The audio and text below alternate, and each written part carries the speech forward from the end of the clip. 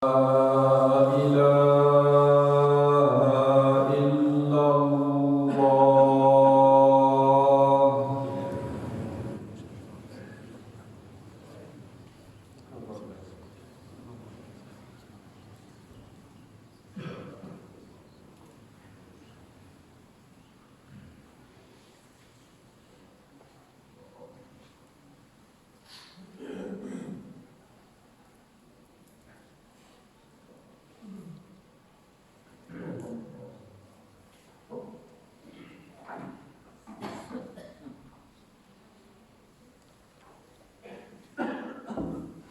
الحمد لله نحمده ونستعينه ونستغفره ونعوذ بالله من شرور أنفسنا ومن سيئات أعمالنا.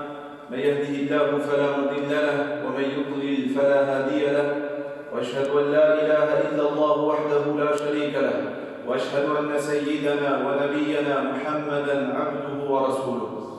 يا أيها الناس اتقوا ربكم إن زلزلة الساعة شيء عظيم، يوم ترونها تذهل كل مرضعة عما أرضعت وتضع كل ذات حمل حملها وترى الناس سكارى وما هم بسكارى ولكن عذاب الله شديد.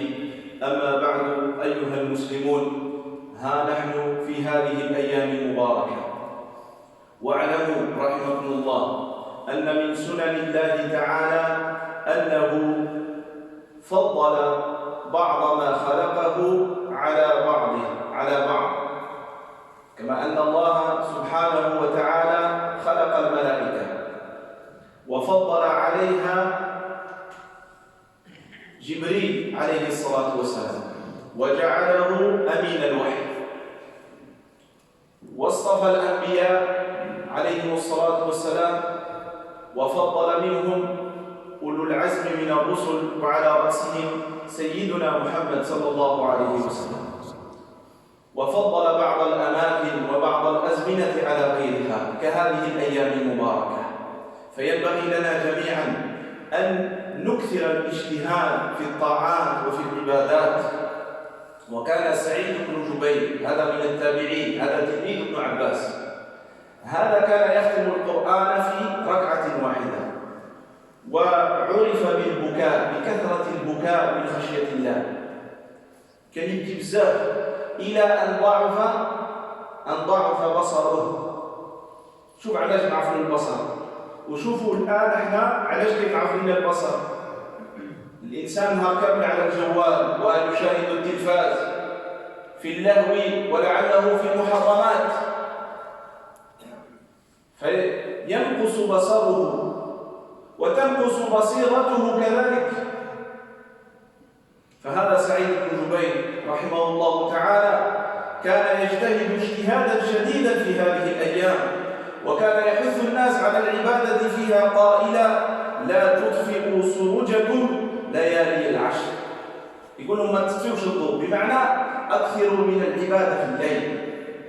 Chers frères, honorables sœurs, nous avons récité les deux premières ayats de Sourate Al-Hajj, dans lesquelles Allah Azza wa Jal invite l'humanité, Ya ayyuhan nas, à craindre Allah Azza wa Jal, à craindre le jour où la terre va trembler, à craindre notre retour vers Allah Azza wa Jal.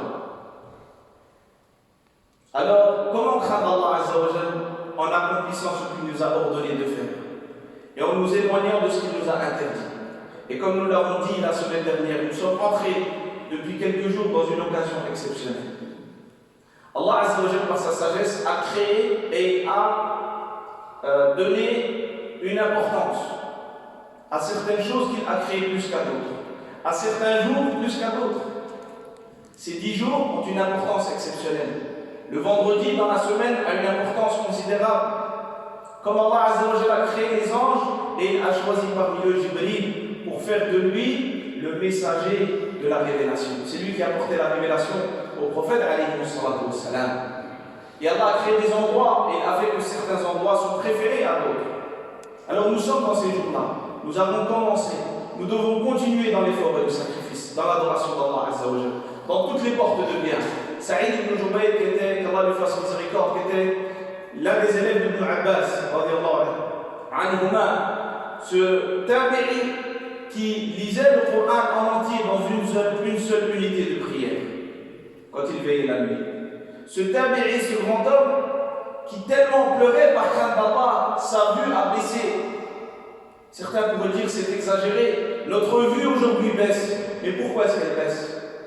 Parce que nous passons trop de temps sur les écrans, que ce soit le portable, le smartphone ou la télévision.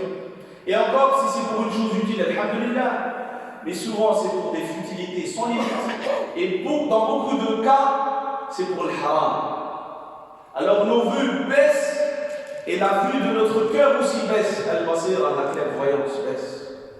Lui, sa vue a baissé parce qu'il pleurait de crainte d'Allah Azza wa Jalla. Durant ces 10 jours, il faisait un effort considérable et incitait les croyants en leur disant: n'éteignez pas vos lumières, n'éteignez pas la lumière durant les 10 derniers jours, durant les 10 dernières nuits de ces jours-là. Pourquoi? Pour les passer au maximum dans l'adoration et la soumission d'Allah Azza wa Jalla.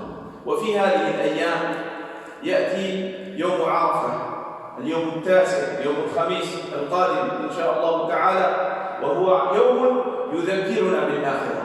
Et le 9e jour, c'est le jour de Arafah.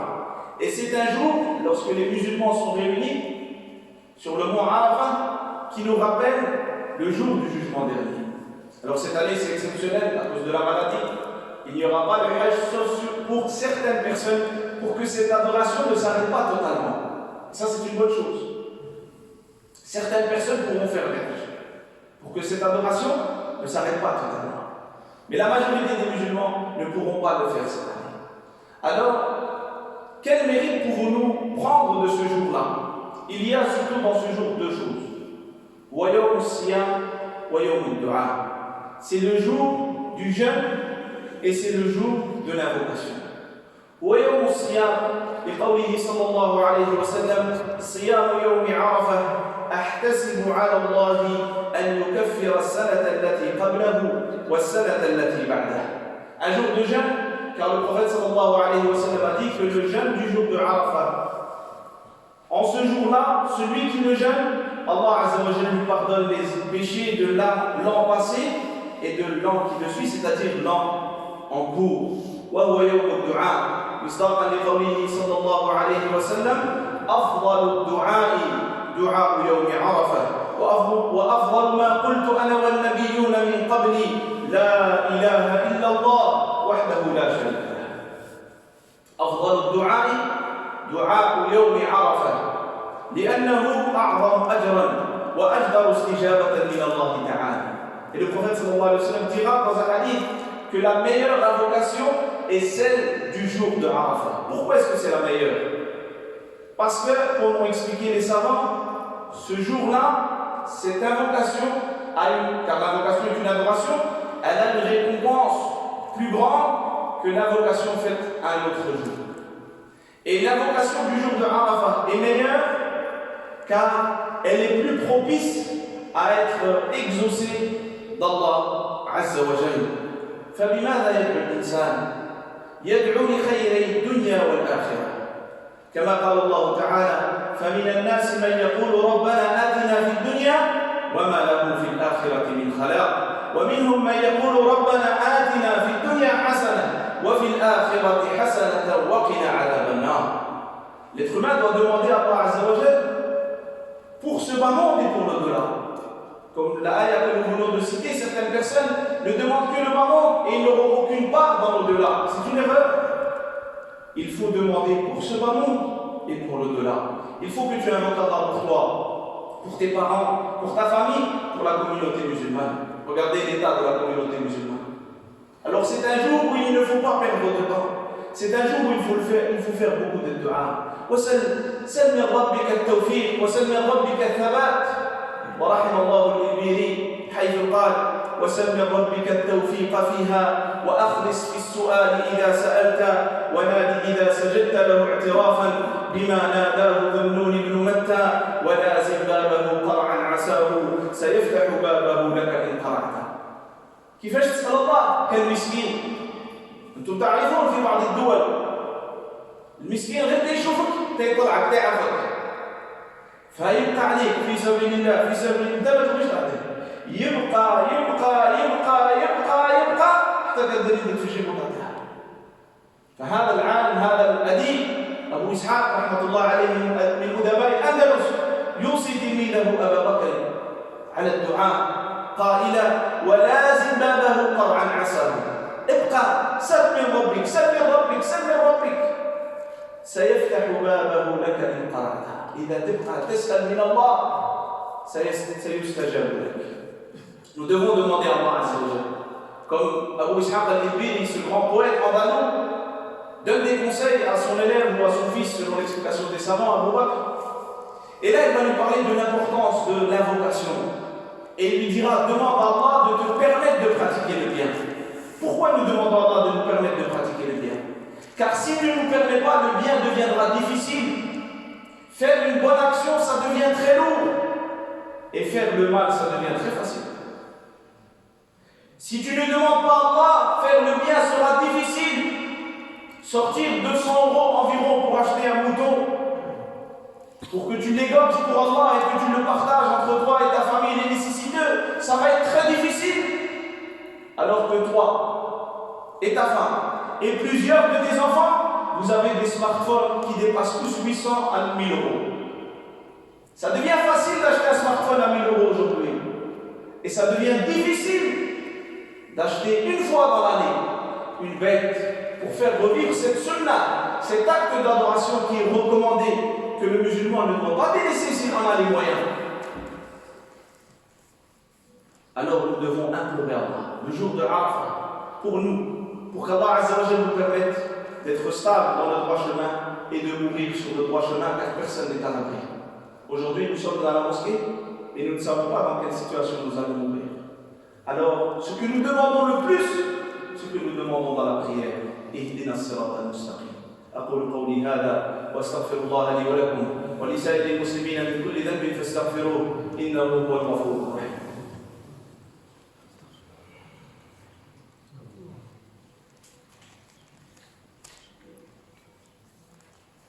الحمد لله وكفى وسلام على عباده الذين اصطفى، أما بعد. وسيأتي اليوم العاشر، يوم العيد، يوم عيد الأضحى المبارك، يوم الفرح، يوم الجود، يوم الكرم. وأفضل عمل يعمله الإنسان هو أن يضحي لله تعالى، مصداقا لقوله صلى الله عليه وسلم: ما عمل آدمي من عمل يوم النحر أحب إلى الله من إهراق الدم. يعني ما كاين شي عمل تقدر ديرو يوم العيد أحسن من أنك تضحي. وينبغي لنا جميعا ينبغي لنا جميعا أن نتحدث عن مشروع وأن نجلس وأن نتفكر كيف يمكن لنا أن نضحي في هذا البلد وأن لا نكذب على أنفسنا. Le jour du Eid, vendredi prochain, Inch'Allah, le 10e jour de Dhul Hijjah, il n'y a pas, comme a dit le prophète sallallahu alayhi wa sallam, une action que le fils d'Adam peut accomplir meilleure que le fait de sacrifier pour Allah Azza wa Jalla. Il sacrifie une bête de laquelle il va manger avec ses proches et il va partager avec les pauvres et les nécessiteux. Il n'y a pas une action meilleure que celle-ci. Et ô combien je suis étonné de voir la facilité avec laquelle les musulmans de France nous délaissons cette adoration. Et nous mentons à nous-mêmes. Nous nous mentons à nous-mêmes. Et je suis étonné, subhanallah, depuis des années que nous disons ça. Nous devons nous organiser. Votre pays, c'est la France. Votre pays, c'est la France. C'est le pays de vos enfants y vivent. Alors il faut penser, comment est-ce que nous allons pouvoir accomplir cette adoration convenablement dans ce pays? Nos parents, qu'Allah leur fasse miséricorde et leur accorde une bonne fin, ont construit les mosquées. Et nous, la jeunesse, que devons-nous faire? Il y a beaucoup de choses à faire. Parmi ce qu'il faut faire, il faut se réunir et mettre de l'argent pour mettre en place des abattoirs mobiles. Ça coûte environ 60 000 €. C'est pas beaucoup. Ce n'est pas beaucoup. Si dans cette ville, les musulmans se réunissent et se mettent d'accord, et il y a une demande qui est effectuée à la préfecture, nous avons le droit d'égorger dans un endroit tranquillement, sans nous cacher. Sans nous cacher. Parce que ce que tu ne sais pas, mon frère, c'est quand tu vas égorger une bête en te cachant. Tu es en train de dire à ton fils qu'il ne peut pas adorer Allah comme il faut sur ce pays et dans ce pays. Ce n'est pas vrai. Ces jours-ci, beaucoup de jeunes, des jeunes, me disent oui, pourquoi en France on ne peut pas faire l'Aïd? Je ne veux pas dire retourne chez ton père et dis-lui arrête de mentir, parce que c'est un petit peu, même si c'est vrai, c'est un petit peu sec. C'est la vérité.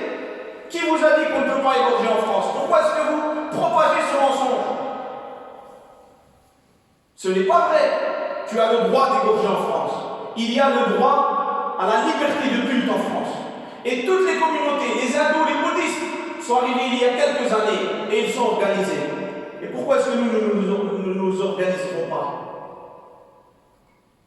Et cette année, parmi les sagesses du corona, du Covid-19, personne ne va aller au bled.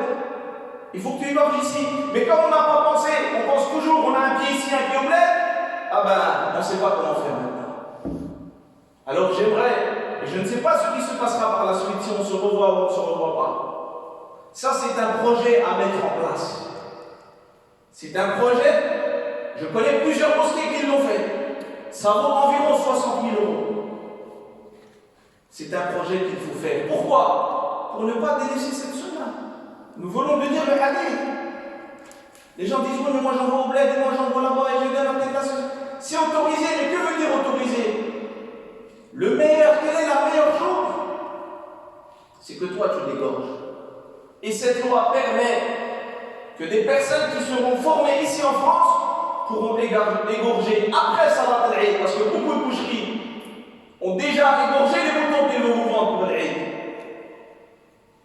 Et nous disent c'est pas grave, c'est pas grave. Si c'est grave, c'est très grave. L'adoration a des règles. Et il faut respecter ces règles-là. Et j'invite chaque personne à respecter ces règles-là. Arrête-toi de penser à toi-même. Moi je pense, j'ai un petit plan pour aller égorger dans telle ferme, et lui aussi, et lui aussi. Pensons ensemble. Personne ne dit Ihdini as-sirat al-mustaqim. Tu n'as pas le droit de dire cela. Tu dis Ihdini as-sirat al-mustaqim. Alors garde cet état d'esprit. Garde l'état d'esprit de la communauté musulmane. Et alhamdoulilah, je le dis, je répète, nous avons des frères et des sœurs formidables qui peuvent présenter ces dossiers, qui peuvent discuter avec les autorités. Alors pourquoi est-ce que nous nous privons de cela? Je l'ai dit déjà l'année dernière, si vous en rappelez. Et je le répète. Et je le répéterai jusqu'au jour où je serai content, où je saurai que c'est mis en place.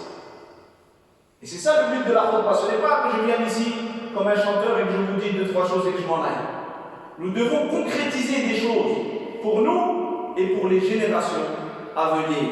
عباد الله لقد أمركم الله بأمر بدأ فيه بنفسه وثنى فيه بملائكته حيث قال تعالى إن الله وملائكته يصلون على النبي يا أيها الذين آمنوا صلوا عليه وسلموا تسليما اللهم صل على سيدنا محمد وعلى آل سيدنا محمد كما صليت على سيدنا إبراهيم وعلى آل سيدنا إبراهيم وبارك على سيدنا محمد وعلى آل سيدنا محمد كما باركت على سيدنا إبراهيم وعلى آل سيدنا إبراهيم في العالمين إنك حميد مجيد ربنا آتنا في الدنيا حسنة وفي الآخرة حسنة وقنا عذاب النار اللهم إنا نسألك الهدى والتقى والعفاف والغنى اللهم أرنا الحق حقا وارزقنا اتباعه وأرنا الباطل باطلا وارزقنا اجتنابه اللهم ارحمنا وارحم والدينا وارحم من علمنا وارحم بفضلك جميع المسلمين والمسلمات المؤمنين والمؤمنات الأحياء منهم والأموات إنك سميع قريب مجيب الدعوات سبحان ربك رب العزة عما يصفون وسلام على المرسلين والحمد لله رب العالمين.